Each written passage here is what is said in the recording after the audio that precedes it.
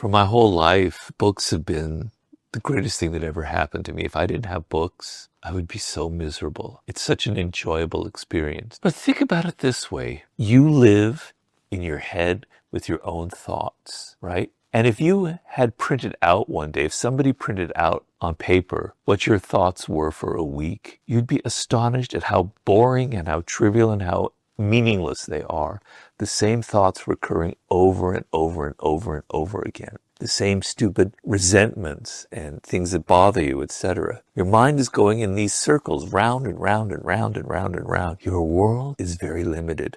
I'm sorry it's not a mystery. I know it for a fact because we're all like that, okay? You live in a city with a particular culture. You see the same people every day. You see the same TV shows every day or the same podcasts every day. It's a very narrow, limited world, and you are suffering from it. I'm sorry to say it's making you suffer. A book takes you out of your world. It is an adventure. You get to travel to ancient Rome and be there with Marcus Aurelius, the emperor, as he's trying to figure out how to manage his own life and his own problems.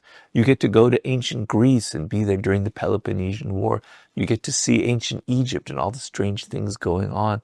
You get to go to Renaissance Italy and hang out with Leonardo da Vinci. You get to follow Napoleon Bonaparte in his battlefields. You get exposed to these ideas of people that are not your ideas, that are interesting, that are weird, that are strange. You get to expose yourself to theories and to things from other cultures that are almost like from another planet. They're going to open your mind. It's like taking a trip. It's like being able to travel. It's like getting out of your own little world, your own little apartment, and seeing the world, seeing history, seeing who you are. Okay? You are not a creature of today. You are not a creature that was born from like the year 2000. I don't know when you were born, right? That's not the world. The world existed 10,000 years before you. Your thoughts and your ideas are not your own. You have inherited them from your parents, from your culture, from centuries of history. You want to ground yourself in that reality, in that past.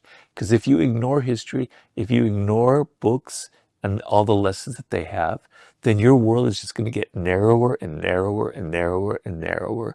You're not going to be creative. You're going to be frustrated, and bad things will happen to you. Books are the greatest adventure in the world. And I can't personally understand how, if I can't read a book, if I had to go a month without reading a book, I would literally lose my mind, right?